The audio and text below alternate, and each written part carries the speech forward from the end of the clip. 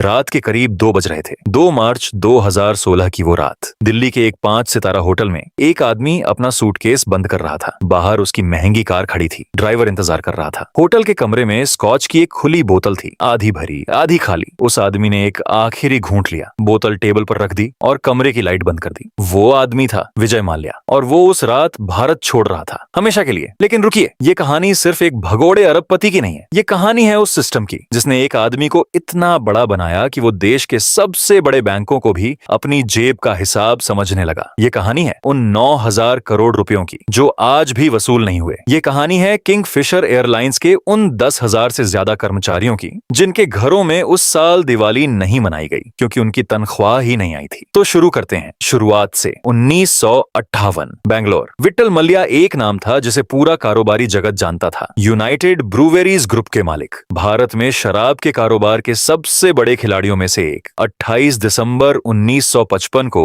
उनके घर एक बच्चे का जन्म हुआ, विजय माल्या। बचपन से ही विजय के हाथ में सोना था, लेकिन वो सोना जो बाप ने कमाया था। वो बॉम्बे के कैथेड्रल और जॉन कॉनन स्कूल में पढ़े, फिर सेंट एक्सवेयर्स कॉलेज से कॉमर्स में ग्रेजुएशन किया। पढ़ाई में एवरेज, लेकिन व्यापार की समझ में असाधारण। 1983 में जब विजय माल्या सिर्फ 28 साल के थे, उनके पिता विट्ठल मल्ल्या का निधन हो गया। रातों रात एक 28 साल का लड़का यूनाइटेड ब्रूवेरीज ग्रुप का चेयरमैन बन गया। लोग सोच रहे थे यह लड़का कंपनी डुबो देगा, लेकिन विजय माल्या ने जो किया उसने सबको चौंका दिया। उन्होंने किंगफिशर बियर को भारत की सबसे बड़ी बियर ब्रांड बना दिया, मैकडॉलर्स को नई ऊंचाइयों पर पहुंचाया, यूनाइटेड स्पिरिट्स को इतना बड़ा किया कि आगे चलकर डियाजियो जैसी वर्ल्ड की सबसे बड़ी स्पिरिट्स कंपनी ने उसे खरीदने में दिलचस्पी दिखाई। 1990 के दशक तक विजय माल्या एक ब्रांड बन चुके थे, खुद एक ब्रांड। उनकी पार्टियां किंवदंती बन चुकी थी। गोवा में उनकी यॉट पर होने वाले जश्न की खबरें अखबारों में छपती थीं। फॉर्मूला 1 में उनकी टीम फोर्स इंडिया थी। आईपीएल में रॉयल चैलेंजर्स बैंगलोर उनकी थी। किंगफिशर कैलेंडर हर साल एक नेशनल इवेंट की तरह लॉन्च होता था। भारत में एक शब्द चला था उनके लिए, किंग ऑफ गुड टाइम्स, और इसी गुड टाइम्स की चाहत ने उन्हें वहां पहुंचाया जहां से वापसी नहीं होती। 2003 भारत में एविएशन सेक्टर खुल रहा था। एयर डेक्कन जैसी लो कॉस्ट एयरलाइंस आ रही थी। जेट एयरवेज ऊंची उड़ान भर रहा था। विजय माल्या ने सोचा, अगर शराब का राजा हूं तो आसमान का बादशाह क्यों नहीं। 2005 में किंगफिशर एयरलाइंस लॉन्च हुई, और यह कोई साधारण एयरलाइन नहीं थी। जहां दूसरी एयरलाइंस में प्लास्टिक की सीटें थीं, किंगफिशर में लेदर सीट्स थीं। जहां दूसरों में पीनट्स मिलते थे, किंगफिशर में फाइन डाइनिंग थी। एयर हॉस्टेस की यूनिफॉर्म वेरसैसी ने डिजाइन की थी। In flight entertainment system state of the arts तक। हर सीट पर पर्सनल स्क्रीन थी, जब भारत में बाकी एयरलाइंस में ऐसा कुछ था ही नहीं। बिजनेस क्लास का नाम था किंगफिशर फर्स्ट और इकोनॉमी का नाम था किंगफिशर क्लास, यानी उनके यहाँ इकोनॉमी भी क्लास थी। पैसेंजर्स प्यार करने लगे किंगफिशर को, लेकिन एक समस्या थी, बहुत बड़ी समस्या। एयरलाइन चलाना शराब बेचने जैसा नहीं है। एविएशन एक ऐसा बिजनेस है जहां मार्जिन्स बहुत पतले होते हैं। Fuel cost, airport charges, maintenance, staff, सब मिलाकर एयरलाइन को प्रॉफिटेबल बनाना दुनिया के सबसे मुश्किल कामों में से एक है। और माल्या ने शुरुआत से ही अपनी एयरलाइन को प्रीमियम सेगमेंट में रखा, जहां पैसेंजर्स कम थे लेकिन खर्चे ज्यादा। पहले साल से ही किंगफिशर एयरलाइंस घाटे में थी, लेकिन माल्या रुके नहीं। 2007 एयर डेक्कन, भारत की पहली low cost airline, captain GR Gopinath की कंपनी। आम आदमी के लिए उड़ान। एयर डेक्कन घाटे में थी, लेकिन उसके पास कुछ ऐसा था जो किंगफिशर के पास नहीं था। Valuable airport slots and routes, especially tier 2 और टियर 3 शहरों के। विजय माल्या ने एयर डेक्कन को खरीद लिया करीब $550 मिलियन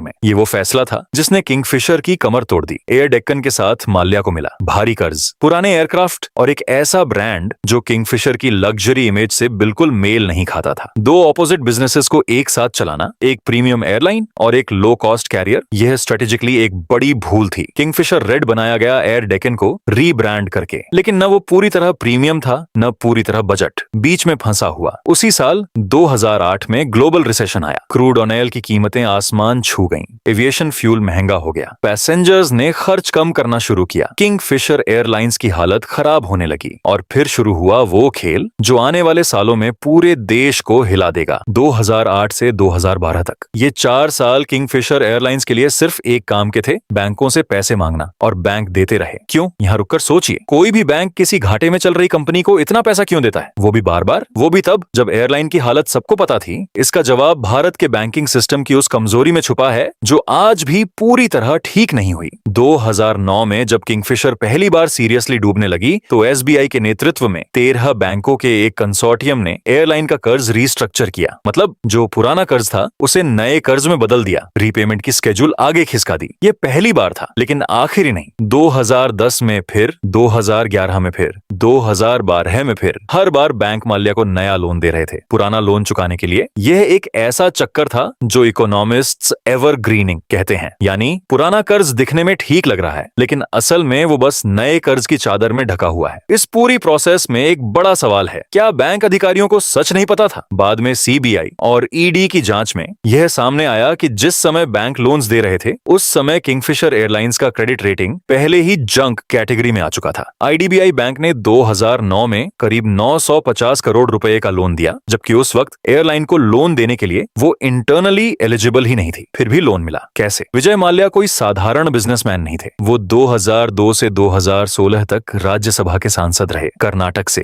पहले आई एएनसी के सपोर्ट से, फिर इंडिपेंडेंट, एक एयरलाइन का मालिक जो साथ साथ पार्लियामेंट का सदस्य भी है। यह कॉम्बिनेशन बहुत पावरफुल था। उनके पॉलिटिकल कनेक्शंस हर तरफ थे। यूपीए सरकार के दौरान भी, एनडीए सरकार के दौरान भी, जब किंगफिशर एयरलाइंस को डीजीसीए से स्लॉट्स मिलते थे, जब एयरपोर्ट अथॉरिटीज के साथ डील्स होती थीं, जब बैंक्स लोन्स पास करते थे, हर जगह माल्या का नाम, माल्या का रसूख काम आता था। 2011 में तो एक ऐसी बात सामने आई जो बेहद चौंकाने वाली थी। यूनाइटेड बैंक ऑफ इंडिया के तत्कालीन सीएमडी ने बाद में बताया कि लोन अप्रूवल के वक्त ऊपर से प्रेशर था, डायरेक्ट नहीं लेकिन इनडायरेक्ट सिग्नल्स आते थे। यह सिस्टम की वो बीमारी है जो सिर्फ माल्या तक सीमित नहीं थी, लेकिन माल्या का केस उसका सबसे बड़ा और सबसे विजिबल उदाहरण बन गया। अब एक पल के लिए बैंकों और पॉलिटिक्स से हटकर उन लोगों की बात करते हैं जिनकी कहानी अखबारों के फ्रंट पेज पर कभी नहीं आई। किंगफिशर एयरलाइंस में करीब 10,000 से ज्यादा एम्प्लॉयज थे, pilots, engineers, ground staff, cabin crew, back and office.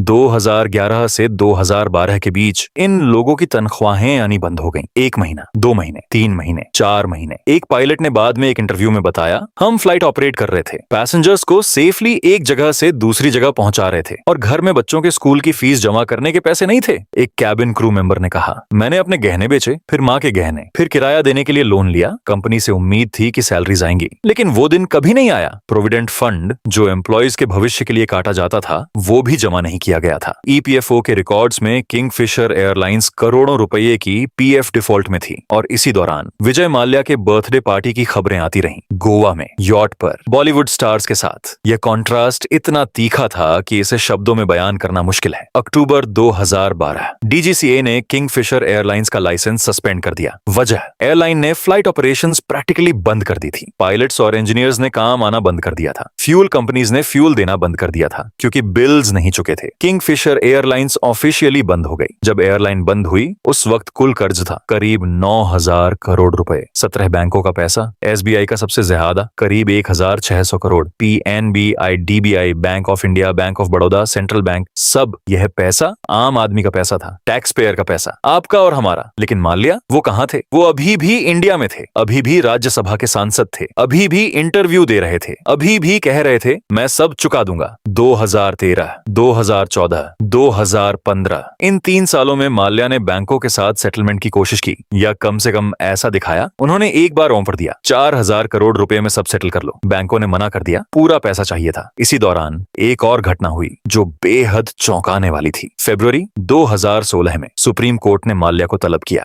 Court ने पूछा, आपके पास कितनी असेट्स हैं, आप लोन क्यों नहीं चुका रहे? और उसी सुप्रीम कोर्ट में माल्या ने कहा, मेरे पास सब कुछ है, मैं पे कर सकता हूं। लेकिन उन्होंने यह नहीं बताया कि ठीक उसी वक्त उन्होंने यूनाइटेड स्पिरिट्स में अपनी हिस्सेदारी डियाजियो को बेचकर करीब 515 करोड़ रुपए की रकम हासिल की थी। और यह पैसा बैंकों को जाने की बजाय किंगफिशर एयरलाइंस के कर्मचारियों के अकाउंट्स में गया। रुकिए, ये तो अच्छी बात है ना? असल में नहीं, क्योंकि जब यह ट्रांसफर हुआ उस वक्त माल्या पर बैंक्स का कर्ज था और सुप्रीम कोर्ट का केस चल रहा था। बिना कोर्ट की परमिशन के एसेट्स ट्रांसफर करना कंटेम्प्ट माना जा सकता था। कोर्ट बाद में इसी बात पर माल्या को कंटेम्प्ट ऑफ कोर्ट का नोटिस भेजेगी। 2 मार्च 2016, इस तारीख को याद रखिए। उस रात जब पूरा देश सो रहा था, विजय माल्या एक प्राइवेट फ्लाइट से लंदन के लिए रवाना हो गए। कोई अनाउंसमेंट नहीं, कोई प्रेस कॉन्फ्रेंस नहीं, बस गए। अगले दिन सुबह जब यह खबर फैली तो पूरे देश में एक सवाल था, सिर्फ एक सवाल, यह कैसे हुआ? एसबीआई ने मार्च 2016 में ही LOC यानी लुकआउट सर्कुलर जारी करने की रिक्वेस्ट की थी, लेकिन वो सर्कुलर जारी होने से पहले ही माल्या देश छोड़ चुके थे। मिनिस्ट्री ऑफ फाइनेंस को पता था, बैंक्स को पता था, सीबीआई के पास केस था, फिर भी माल्या उड़ गए। ये इंडिया के सिस्टम की वो खिड़की थी जो उस दिन खुली रही जब उसे बंद होना चाहिए था। बाद में जांच में पता चला कि माल्या को एनफोर्समेंट डायरेक्टरेट के समन्स भेजे जा रहे थे, कोर्ट केसेस थे, बैंक्स उनसे मिलने की कोशिश कर रहे थे, लेकिन जाने से ठीक पहले की रात फाइनेंस मिनिस्टर अरुण जेटली से उनकी मुलाकात हुई थी पार्लियामेंट के कॉरिडोर्स में। जेटली ने बाद में पब्लिकली कहा कि यह एक कैजुअल मुलाकात थी, उन्हें नहीं पता था माल्या जाने वाले हैं। सच क्या था ये कभी ऑफिशियली साबित नहीं हो पाया, लेकिन सवाल आज भी है। लंदन हार्टफोर्डशायर में एक 12,000 स्क्वायर फुट की स्प्रॉलिंग मैंशन, उसमें विजय माल्या। वो बाहर निकलते थे, रेस्टोरेंट्स में जाते थे, फॉर्मूला 1 रेसेस देखते थे, लंदन की गलियों में चलते थे, और भारत में सीबीआई ने केस दर्ज किया, ईडी ने PMLA